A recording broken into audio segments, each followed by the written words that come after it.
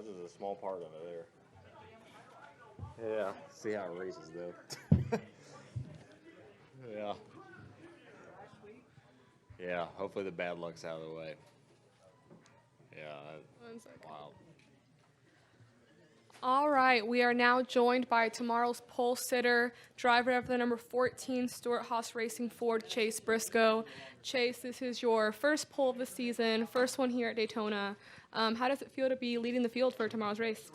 Yeah, it's it's exciting. I mean, to be on the pole at Daytona is special no matter what car you're driving. So it's cool for me to just be able to say that I'm leading the field to green in a cup race at Daytona. That's a pretty cool thing to be able to say. So, yeah, just a testament, honestly, to everybody at Stuart Haas, all the men and women. It's been no secret. It's been a rough season for us, and to have all 4 cars in the top 10 and to lock out the front row is super, important for us and a good turning point. So hopefully, one of us can win tomorrow. Hopefully it's me, obviously, but yeah, just a really good day for the company to be able to bring that kind of speed. Truthfully, at least for the 14 team, every super speedway race, we've been really, really good the first round and just not good the second round. And even today, we didn't really pick up in the second round, but we were fast enough in the first round to, kind of have that buffer. So, yeah, just proud of my guys. Was cool for us to be able to get the pole here in Magical Vacation Planners, literally their backyard. They're based in Orlando. They got 400, their planners on the car too. So it hopefully, their smiling faces will still be smiling at the end of tomorrow night. We got a long way to go, but we got a great starting spot. So hopefully we can keep it up there. All right, we will go ahead and open it up to questions. We'll go to Greg and then Matt. Congratulations, Chase, on the pole. This is your second career pole, but I believe it's the first with your son. And your wife's here, and I know because I live here. I know you were at Daytona. Yeah. Disney World this Yeah. week, and making memories. And I know you've been in Disney World before, but now your son and your wife, making these memories with him and your wife, and as a family. At Disney and now here making these memories, it's got to make this just that much more special. Yeah, he's back there waving at me right now. Yeah, it's cool to for me, I've never been able to experience any type of success with them at the racetrack. During the Xfinity stuff, it was during COVID. Obviously, he wasn't around yet, but me and Marissa were able to experience that. And then, my first Cup win, neither of them were there, so I haven't won anything since then. So it's cool for them to both be able to be here and just to, even after qualifying, just walk down pit lane with both of them has been, just cool to, like you said, make those memories. We obviously made memories yesterday going to Disney and things like that, but yeah, just really cool to do it at Daytona of all places. And to have them here, and hopefully, that's just the first thing that we can celebrate this weekend. But regardless, it's super special. It's humbling to be able to do that with them here, and just blessed to be able to have my family be able to go to work with me, and then let them experience those things with me. Yep, thanks. All right, Matt and then Lee.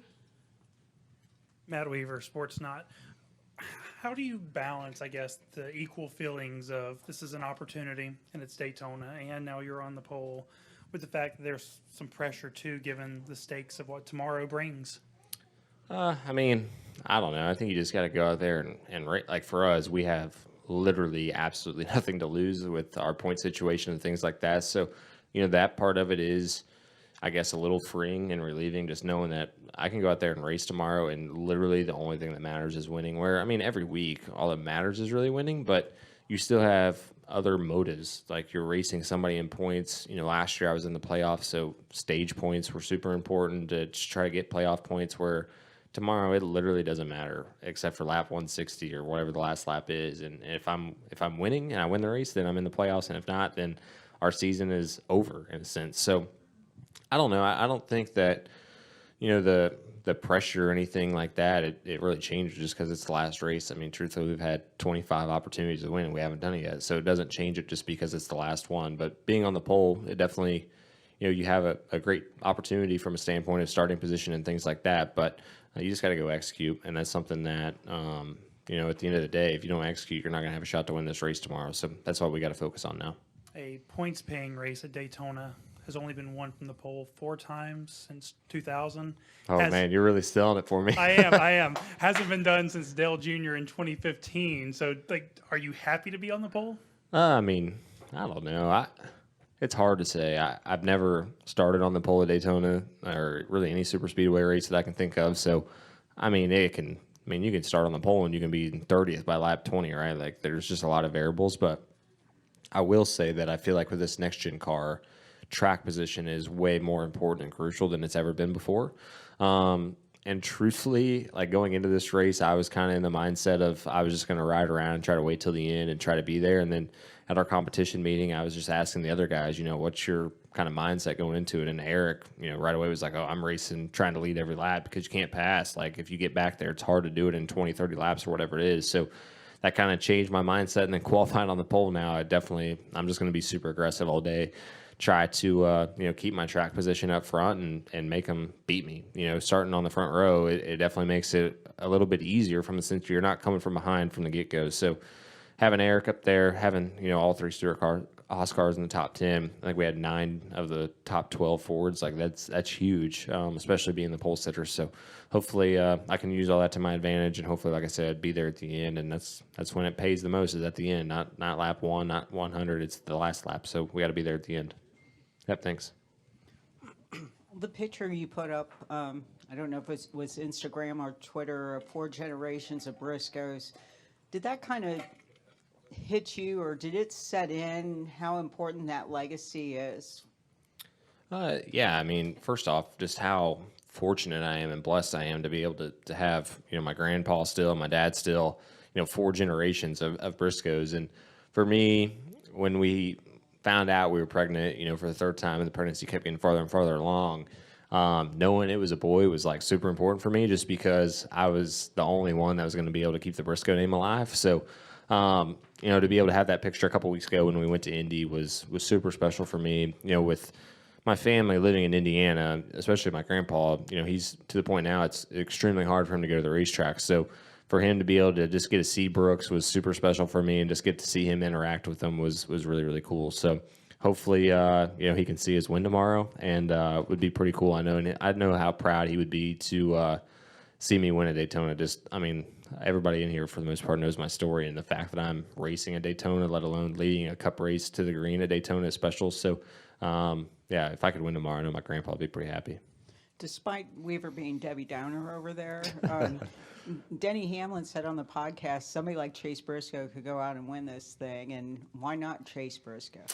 Yeah, I feel like I've not done the greatest job the last few super speedway races, but this race last year with the rain coming, I felt like I was in a really good spot and made an aggressive move, took the lead, and then got spun out a corner later and almost flipped over. So at least we were in the lead. I feel like I've not done a very good job really ever since I got to Cup, of just being aggressive the whole race. In an Xfinity car, I felt like I was always the aggressive, or I was always on the aggressive side. I was always the one trying to make moves, take my run somewhere. And in the Cup deal, I just haven't done that. I just haven't, for whatever reason, been that aggressive. And I felt like that race last year was really the only, super speedway race I've been super aggressive. That and the Daytona 500, and those were the 2 times I was up front. So I got to just be super aggressive again. And it'll start tomorrow, starting on the pole. All right over here. Hey, Chase. Chris Golland, News Daytona Beach. You have 2 teammates that are in the exact same situation as you. They need to win if they want to keep their season going. We've seen instances in cutoff races and here at Daytona where that's been the situation, and 2 teammates have gone from either from one of them winning to neither of them winning because they were not on the same page at the end there. So I was wondering, have you had any conversations with Eric, with Ryan, about what the 3 of you are each willing to do if that situation came up? Yeah, it is a unique situation that we're just in as a company. You look at Penske, for example, they got all but 1 car in, so they can put all their focus on trying to get Austin in the playoffs, where for us, we only have 1 car in and 3 out. So I think, truthfully, we haven't talked about it, to be honest with you, but I do think all of us know with how our season's been that if it comes down to 2 of us, right, like we need to make sure at least one of us wins. Now, we're both going to be selfish, me and whoever the 2 guys are, but we need to think big picture of the amount of people that are back at Stewart Haas that are really relying on us to make the playoffs. So if you're going to make a move or do something, you need to be 110% certain that at least the Stewart Haas car wins, because you don't want to make a move and then us both get beat and take a call from Gene or Tony about, well, what were you thinking? So I think that you have to have that in mind. Like I said, we haven't talked about it, but I do think all of us are at least conscious of that going into it, and just knowing that if you're going to make a move at the end, you better make sure at least one of the Stewart Haas cars wins. Yeah, thank you. Do we have any questions in the press box? Yes, hold on. ChrisKnightCatchNights.com. Chase, I was just curious, if you won tomorrow nights, would that be an upset? I mean, I feel like it would be an upset. It had to be the lowest point guy to ever make the playoffs. I think we're like 31st in points right now. So it would definitely shake up the playoff field. I mean, I feel like we would be like a 16 seed, going into it. And I mean, everybody loves an underdog. So I love to always feel like my back's up against the wall. I mean, even going back to last year's playoffs, I think everybody, probably 9 out of 10 people had us getting knocked out the first round, and we were 5 laps away from making it to Phoenix. So I would love to obviously win tomorrow, get in the playoffs. We'd be at a huge deficit, but like I said, we would be kind of that 16 seed, and it's happened before, 16 seeds beat the 1 seed. So hopefully we can get in tomorrow and cause a little ruckus. Any other questions in the press box? No more questions from the press box.